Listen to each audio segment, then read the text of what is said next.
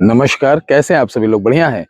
आज हम बताएंगे कि घोड़े के नाखून से कैसे आप घर बैठे दर्शना देव, एक ऐसे देव जो आपके हर बातों का, हर प्रश्नों का, हर प्रकार की जानकारी आपको घर बैठे देंगे, सिर्फ और सिर्फ आपको। इसके अलावा इस जानकारी के लिए अगर आपके सहयोगी, आपके अपने चाहेंगे कि उनको मिल जाए तो उनको नहीं मिलेगा, क्योंकि ये सिर्फ आपसे अटैच रहते हैं। वो आप जो पूछते हैं वो तुरंत बता देते हैं। प्रश्न कोई भी हो उसका उत्तर आपको पहले से बता देंगे, आधे घंटे पहले, 1 घंटे पहले, 24 घंटे पहले।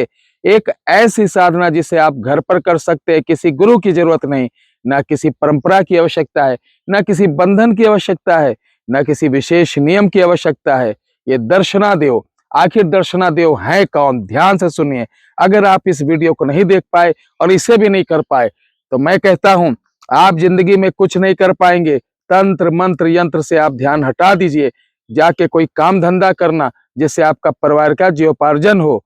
तंत्र मंत्र में आने की उम्मीद ही छोड़ देना, क्योंकि ये तंत्र मंत्र यंत्र की सबसे सरल और सबसे सहज उपाय है।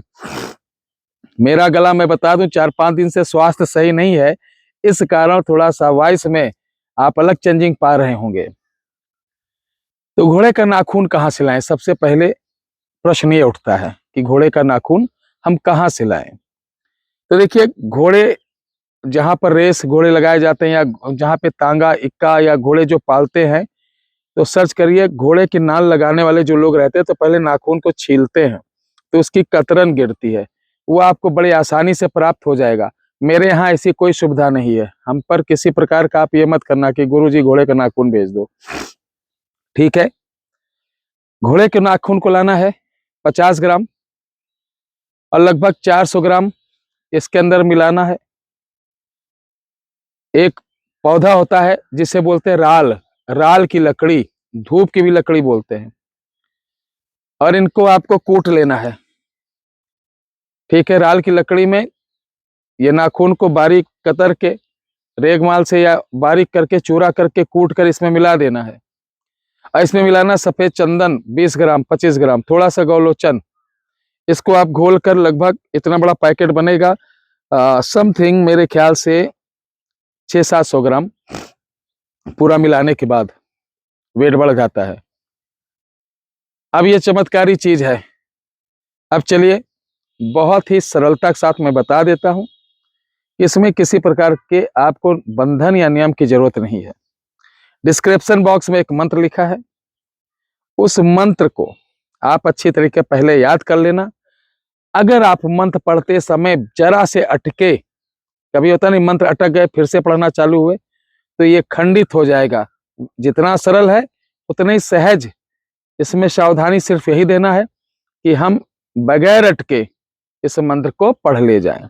अगर आप ऐसा कर लिए तो आपके पास एक जादुई शक्ति, एक जादुई ताकत आपके पास रहेगी, जो किसी प्रकार का आपको नुकसान नहीं करेगी, किसी प्रकार का आपका अहित नहीं करेगी, किसी प्रकार का आपका नुकसान नहीं करेगी, बल्कि लोग आपके समाज के, आपके गांव के, आपके क्षेत्र के लोग आपको दिव्य पुरुष मानेंगे।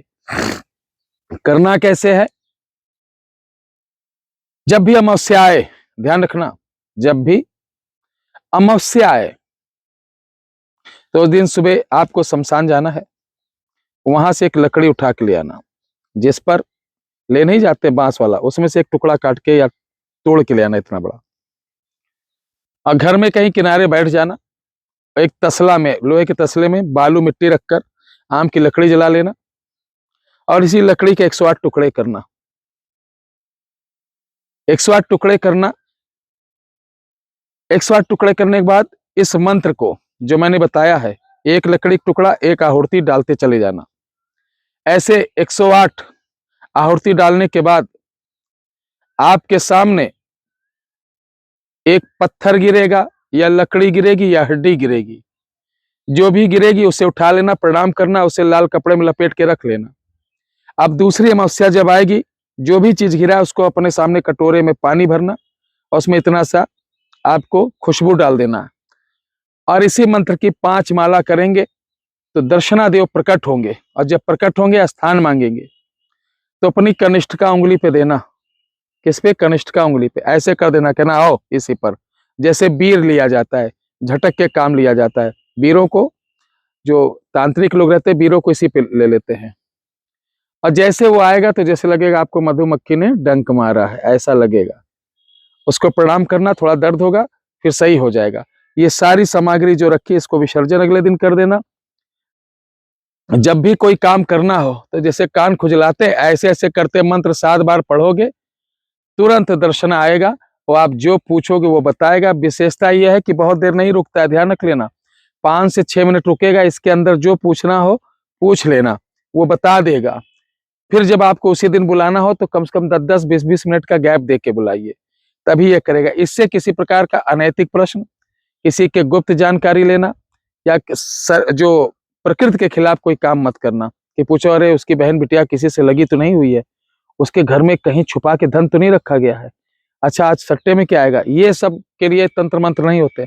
हाँ, हमारे ऊपर कोई आज विपदा तो नहीं आने वाली है, अगर हम यहाँ जा रहे मेरा काम होगा, इसके साथ कल क्या होगा, यानी इन प्रश्नों के या हमारे घर में क्या दिक्कत है, फला के घर में क्या दिक्कत है, कब से दिक्कत है, कहाँ से है, किसने दी, ये सारी जानकारी आप पा सकते हैं। जय श्री राम।